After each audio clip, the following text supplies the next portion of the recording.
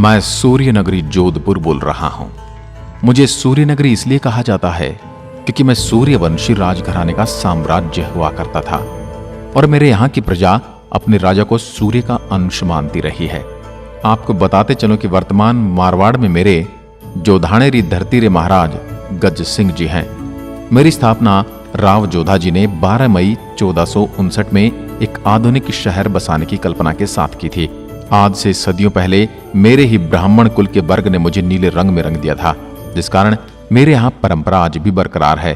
मैं मारवाड़ की राजधानी हुआ करता था। मेरी पहचान यहाँ के महलों और पुराने घरों में लगे छितर के पत्थरों से होती है। मैं मेरे शहर में घुमाने से पहले आपको अपना इतिहास बता देता हूँ। राठौड़ वंश के प्रमुख राव जोधा को आज के भारत के राजस्थान राज्य में मुझे बसाने का श्रेय दिया जाता है और इस शहर का नाम भी उन्हीं के नाम पर रखा गया है, जोधा से जोधपुर। इससे पहले मेरे इस स्थान को मारवाड़ नाम से ही जाना जाता रहा है। मित्रों, हुआ यूं था कि मेरे आसपास के राजाओं से सहायता न मिलने के कारण राठौड़ों को अफगानों द्वारा अपनी मूल मातृभूमि कुनाज के बाहर निकाल दिया गया था। वे वर्तमान जोधपुर के निकट पाली में भाग गए। राठौड़ सियाजी ने एक स्थानीय राजकुमार की बहन से विवाह किया। इससे राठौड़ों को इस क्षेत्र में स्थापित करने और मजबूत बनाने में सहायता मिली। कुछ समय में उन्होंने मंडोर के प्रतिहारों को हटा दिया और आज के जोधपुर से सिर्फ 9 किलोमीटर दूर है। प्रारंभ में मंडोर ने अपनी राजधानी के रूप में कार्य किया, लेकिन 1459 तक राठौड़ों को एक सुरक्षित पूंजी की आवश्यकता महसूस हुई, जिससे राव जोधा द्वारा जोधपुर का निर्माण कराया गया। मेरे इतिहास के बारे में क्या बताऊं? कभी कभी मुझे लगता है कि मेरे शासकों द्वारा कभी कभी गलतियां भी हुई हैं। जब महाराणा प्रताप और चित्तौड़गढ़ के बारे में सुनता हूं तो टूटी हुई हालत में एकमात्र किला चित्तौड़गढ़ का किला मेरी और शिकायत भरी नजरों से देखता है। मुझे बसाने वाले राठौड़ों के संबंध औरंगजेब को छोड़कर सभी मुगलों से अच्छे रहे। मराठों के साथ भी मुगलों ने हमेशा मेरे क्षेत्र पर अपनी नजर रखी। मेरे इतिहास में शहर के इस अपरिवर्तनीय स्वरूप ने अकबर के बाद बहुत बड़ा मोड़ लिया। मुगल सम्राट मेरे इस खूबसूरत से शहर का सहयोगी बन गया था। अब मैं आपको अपने शहर में घुमाने ले आता हूँ। इससे पहले आप जिसके माध्यम से मेरी आत्मकथा देख रहे हैं, इस चैनल सिटी एक्सप्रेस को सब्सक्राइब करें और साथ ही बेल आइकन जरूर दबाएं, ताकि आने वाली हर वीडियो का नोटिफिकेशन आप तक पहुंचता रहे और आप सबसे पहले वीडियो देख पाओ। और साथ ही मुझे कमेंट सेक्शन में जरूर बताया कीजिए कि कौन से शहर का वीडियो आप देखना चाहते हैं, ताकि मैं उस पर काम कर सकूं। मैं 16वीं शताब्दी का मुख्य व्यापार केंद्र रहा हूं। किलों का शहर भी कहलाया जाता हूं। आज मैं राजस्थान का दूसरा विशालतम शहरों में से एक हूं। मुझ में बिखरे वैभवशाली महल, किले और मंदिर एक तरफ जहां ऐतिहासिक गौरव की जीवंत करते हैं, वहीं दूसरी ओर उत्कृष्ट हस्तकलाएं, लोक नृत्य, संगीत और प्रफुल्ल लोग घर में रंगीन समा बांध देते हैं। चलते चलते मैं अब मैं मेहरानगढ़ के किले में आपको ले चलता हूँ। 15वीं शताब्दी का विशालकाय मेहरानगढ़ दुर्ग पथरीली चट्टान पहाड़ी पर मैदान से 125 मीटर की ऊंचाई पर विद्यमान है। मेरा ये किला राजस्थान के सबसे सुंदर किलों में से एक है। 8 द्वारों व अनगिनत बुर्जों के युक्त मेहरानगढ़ किले की दीवारें 10 किलोमीटर तक फैली हैं। आप जब भी मेरे शहर को विजिट करें तो इस किले के म्यूजियम को देखना ना भूलें। पहाड़ी पर स्थित 5 किलोमीटर लंबा भव्य किला बहुत ही प्रभावशाली और विकट इमारतों से बना है। मेरे इस किले में बने महलों में मुख्य हैं मोती महल, फूल महल, शीश महल, सिलेह खाना, दौलत खाना आदि। इन महलों में भारतीय राजवंशों के साजो सामान का बहुत बड़ा संग्रह मौजूद है, जिसे देखे बिना आप लौट नहीं सकते। बाहर से अदृश्य घुमावदार सड़कों से जुड़े इस किले के 4 द्वार हैं। किले के अंदर भव्य महल, अद्भुत नक्काशीदार किवाड़, जालीदार खिड़कियां और प्रेरित करने वाले नाम हैं। इसके अतिरिक्त पालकियां, हाथियों के हौदे, विभिन्न शैलियों के लघु चित्रों, संगीत वाद्य, फर्नीचर का आश्चर्यजनक संग्रह भी मौजूद है। अब चलते हैं जसवंत थड़ा। मेरे अंदर मौजूद जसवंत थड़ा जो पूरी तरह से संगमरमर से बना है।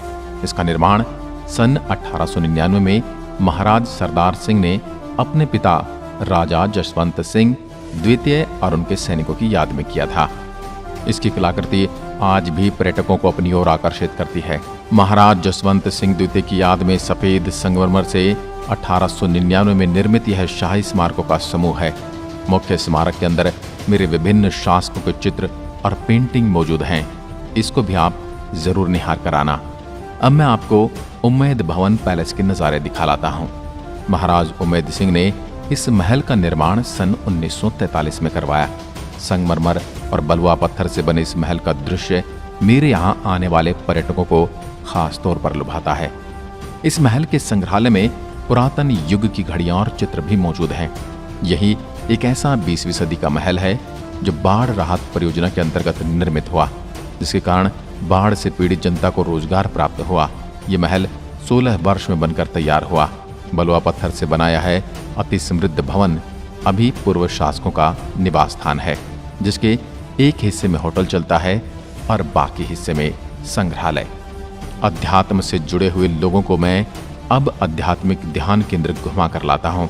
प्रवृत्ति मार्गी संत श्री रामलाल जी सियाग द्वारा स्थापित अध्यात्म विज्ञान सत्संग केंद्र शुद्ध रूप से एक आध्यात्मिक संस्था है। यह संस्था गुरुदेव सियाग सिद्ध योग का निःशुल्क प्रचार प्रसार मानव कल्याण हेतु विश्व स्तर पर काम कर रही है। इस केंद्र में एक विशिष्ट प्रकार की सिद्ध योग पद्धति से ध्यान करने पर साधक को ध्यान के दौरान स्वतः ही अनेक प्रकार की योगिक क्रियाएं होती हैं, जो साधक के शरीर, मानसिक एवं आध्यात्मिक तापों को हर लेती है।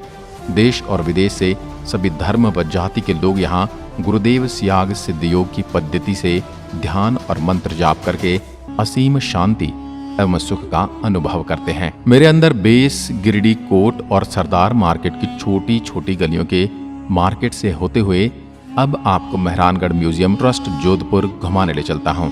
इसको 1972 में मारवाड़ जोधपुर के 36वें संरक्षक महाराजा गद सिंह ने किले में घूमने आने वाले लोगों के लिए पुराने जमाने के हथियार, राजकीय सामग्री रखी है।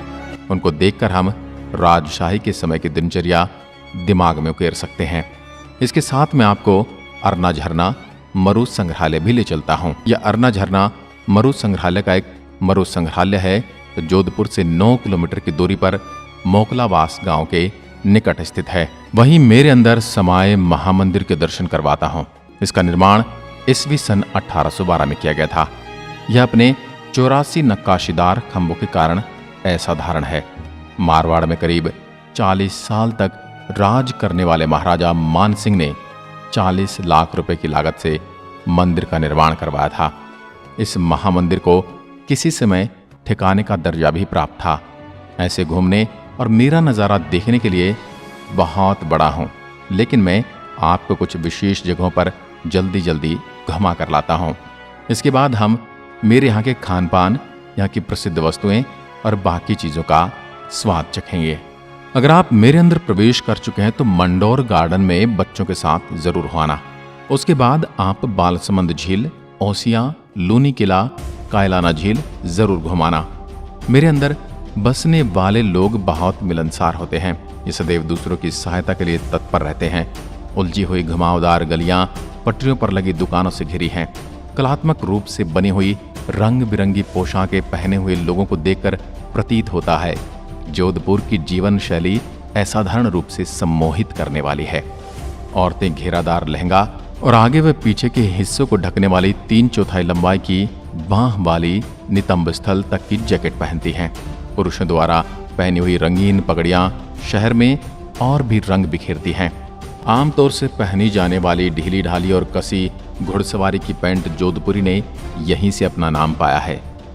मेरे यहाँ के फेमस कपड़ों में जोधपुरी कोट और जोधपुरी पगड़ी पूरे भारत में प्रसिद्ध है।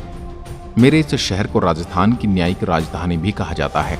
राजस्थान का उच्च न्यायालय भी मुझ में ही स्थित है। जोधपुर पूरे विश्व से जुड़ने के लिए हवाई अड्डा भी मौजूद है। पूरे राजस्थान के प्रसिद्ध विभाग जैसे मौसम विभाग, नारकोटिक विभाग, CBI, कस्टम, वस्त्र मंत्रालय आदि यहीं पर मौजूद हैं।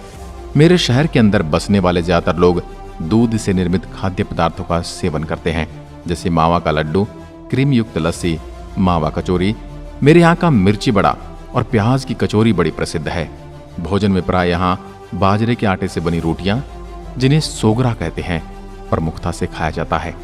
सोगरा किसी भी चटनी, साग आदि के साथ खाया जाता है, जो खाने में स्वादिष्ट होता है। इसी प्रकार छाछ और प्याज भी एक साथ खाया जाता है। मेरे यहाँ आने और जाने के लिए परिवहन की अच्छी सुविधाएं उपलब्ध हैं, जहाँ लगभग सभी बड़े शहरों के लिए ट्रेनें निकलती हैं। मेरे यहाँ गणगौर पूजन का भी विशेष महत्व है। गणगौर पर विशेष झांकियां निकाली जाती हैं। वहीं मेरे शहर में मेलों का विशेष स्थान है, जिनमें कुछ हैं यहाँ का बेतमार मेला और कागा का शीतला माता मेला बहुत प्रसिद्ध है। मेरे पूरे जिले और आसपास के झीलों के लोग इन मेलों का लुत्फ उठाने आते हैं। राजस्थान के लोक देवता रामदेव पीर का मुसरिया मेला भी काफी प्रसिद्ध है। मारवाड़ उत्सव, नागौर का प्रसिद्ध पशु मेला और पीपाड़ का गंगवार मेला भी प्रसिद्ध है। वहीं यहाँ पर सावन माह में बड़ी तीज और बेतमार मेला विश्व प्रसिद्ध है। मुझे राजस्थान में शिक्षा के क्षेत्र में बहुत आगे समझा जाता है। दूर दूर से विद्यार्थी यहाँ पढ़ने आते हैं। जोधपुर को सीए की खान कहा जाता है। पूरे भारत में सबसे ज्यादा सीए यहीं से निकलते हैं। नागणेचिया माता मंदिर। मेरी इस आत्मकथा में मेरी पूज्य देवी माँ को तो मैं भूल ही रहा हूँ। मेरी राठौड़ राजवंश की कुल देवी चक्रेश्वरी राठेश्वरी नागणेची नाम से भव्य प्रसिद्ध मंदिर है। यह मेरी जोधाणे के नागाना गांव में स्थित है। यह मंदिर जोधपुर से 96 किलोमीटर की दूरी पर है।